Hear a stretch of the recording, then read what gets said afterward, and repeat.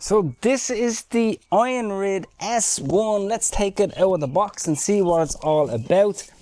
I haven't reviewed a scooter from them in quite a while, to be honest, so yeah, it's kind of good. This looks also a little bit different. I'll talk about the specs in a minute. Let's take it out. Of course, you have plenty of styrofoam. Let me just see if I can... Oh. Look at this. I don't know where that screw came from, but we're going to find out soon.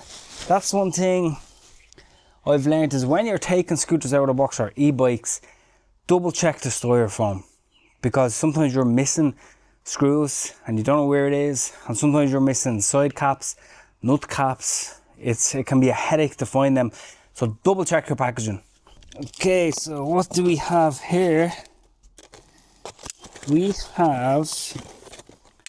actually have one of those kickstands that are actually, I've had them in the past on a few scooters, and they're actually quite decent. So yeah, plus they're also height adjustable here, so actually really good. So we have a 2 amp hour output charger. We have this toolkit here as well. Okay, so you also get, this is, I'm assuming, for the display, and I also found another screw that fell out of the bag just there. So that is where our screws belong. I've never ever been a fan of these folding mechanisms. You pull the lever on one side, and then you should be able to catch it up, put your foot there, click it. It's only 2 screws that's needed for this. Make sure it's in the center.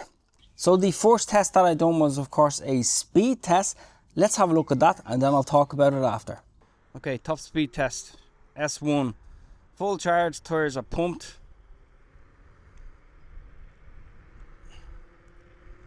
28, 29, 30, 34, 35, 36, 37. A bit hard to keep the scooter stable. 41. We got to 41 there for a split second. Whoa. So we're going max speed 39 kilometers an hour. It says on the display 45 kilometers an hour.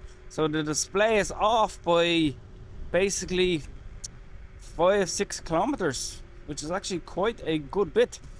So as you can see there, surprisingly, the speed on this was off by 5-6 kilometers, and it was at a full charge. The tires were pumped, so that was a bit unexpected. But going that higher top speed, to be honest, it's just about where you want to be. So of course on this model I did do a brake test, so let's have a look at that. So we can do a brake test. To be honest, it's not stable at higher speeds. Going 25 max, you're comfortable enough, but going higher speeds you're not. So let's do a brake test. We're coming to a roundabout here. Let's do an emergency brake test and see. Front brakes, rear brake. Oh, yeah, brakes are actually not too bad. We can do another brake test. Going down. 1, 2, 3. So to be honest, the brakes perform okay, but again, going a higher top speed, you would definitely need to be cautious. If you take a look at the handles here, the handles actually have so much play in them that I do not like, and that makes me nervous. So with the stability and the braking, it's not really looking good, is it? Let's keep going. So I did do a hill test. Let's take a look at that, and then I'll tell you what I think. Okay, so here is the first hill. I'm going to stick it, it is on gear 3 now, and we are at 51 volt charge. Okay, so let's see if we can get 0 start up this hill with that 700 watt peak motor.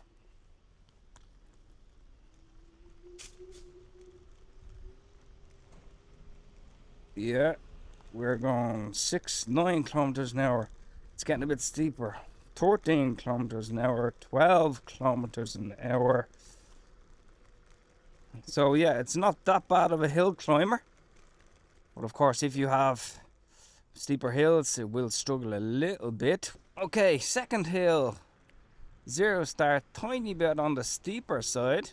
What I could do is I'll actually do the hill test at the actual incline. So reference now, we are at 51 volts. Okay, so let's go.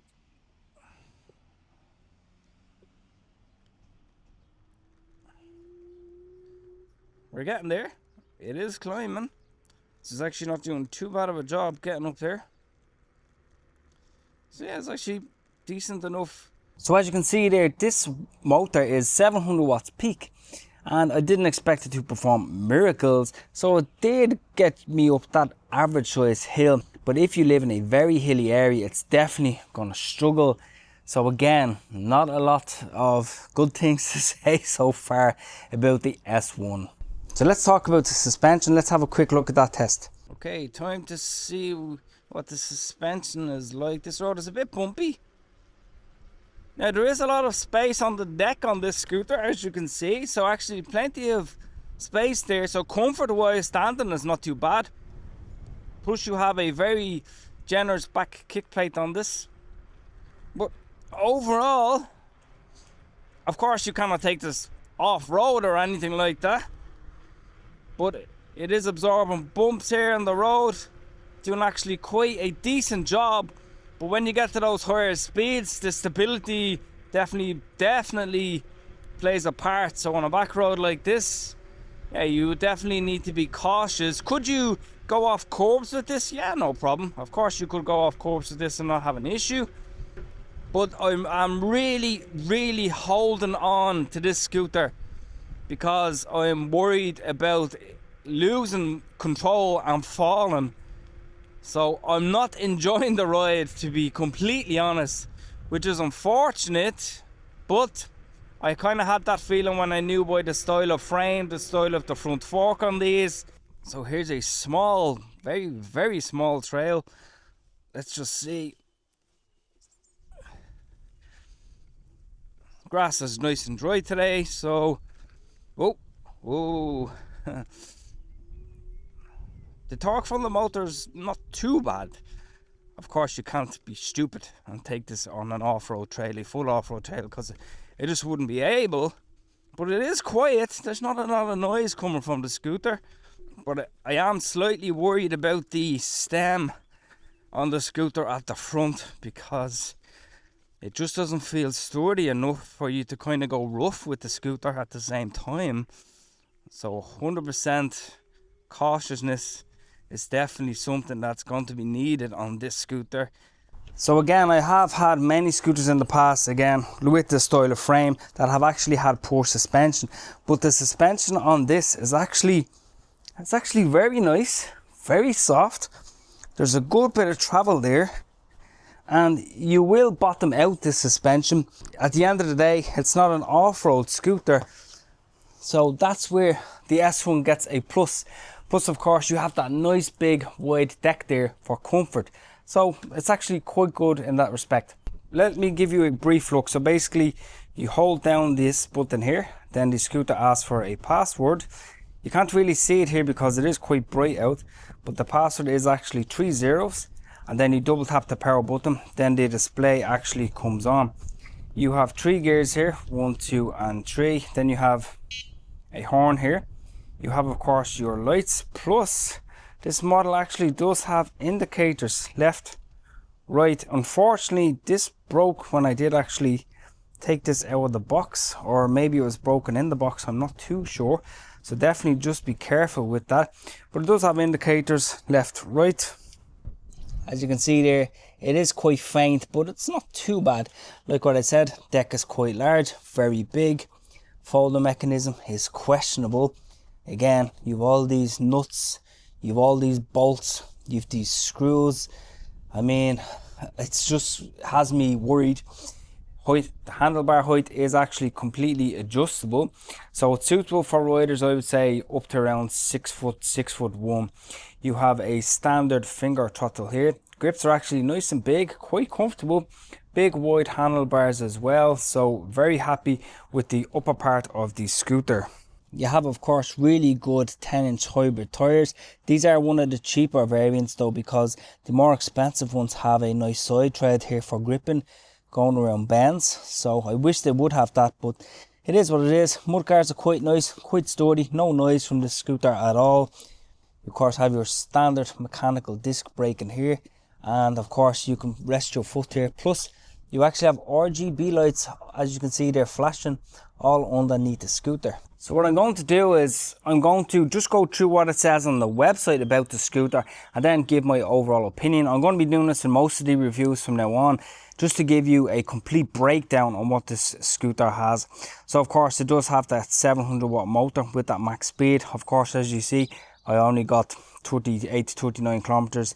So the motor is poor. It does have a 48 volt 15 amp hour battery, and it does state on the website you can get up to 40 kilometer range. To be honest, going that higher top speed with that 15 amp hour 48 volt battery, you're going to get 20 kilometer at best going the higher top speed. Slower you go, the more range you will get. That's just how it works. So it does say on the website it has, of course, the 10-inch off-road tires. They actually are technically hybrid tires, they're not full off-road tires.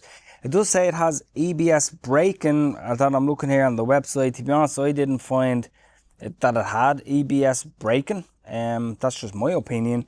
So I never like it in any way. So I'm not sure if that's just a mistake on the website. Full suspension system, full lighting system, all good. So it says as well, charging time takes 6 to 8 hours. There's no fast charger with this model. The frame is constructed from lightweight yet durable aluminium alloy. So, you know, it's okay. Foldability, quick folding. I would show you how to fold the scooter. It is pretty self-explanatory, but I am suffering with a lot of back issues lately at the moment, so I'm not going to do that.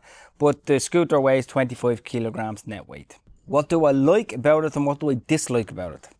Well, I like the fact that I have reviewed a lot of scooters lately that don't have adjustable handlebars, and I'm 5'8", so these are actually quite not too bad actually for my height. You know, I'm just about comfortable there, and but they will of course suit a taller rider.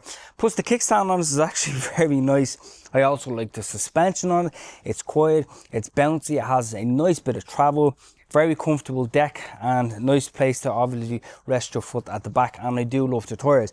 What I don't like about it is it's not stable at high speeds. The frame is questionable. I'm not mad about the folding mechanism on these type of scooters. Normally you do have a bit of swing on some stems on electric scooters, but if you're going rough with this scooter, you're probably going to have a problem. Plus as well, this part here, this part of the stem that actually extends up and down is very, very, very narrow. So you don't want to be forcing that too much. So you really need to take all this in consideration. In saying that, let's talk about the value. Well, to be honest, this is only around 500 euro. If you're looking for a scooter to have a bit of fun on, but you know, you have to be cautious about it. And of course, when it comes to, you need to check the bolts regularly on this, you need to check the screws regularly on this, because there is so many on this S1 model. So it's definitely not going to be a maintenance free scooter. But overall, would I buy it personally? No, I wouldn't buy it. There is better scooters out there. I'll link the playlist now on the screen. But let me know your opinion. Would you buy the S1? Do you own the S1? What do you think about the frames on these type of scooters? I'm not a big fan, but some people are. In the meantime, please give this video a like, and I'll talk to you in the next video.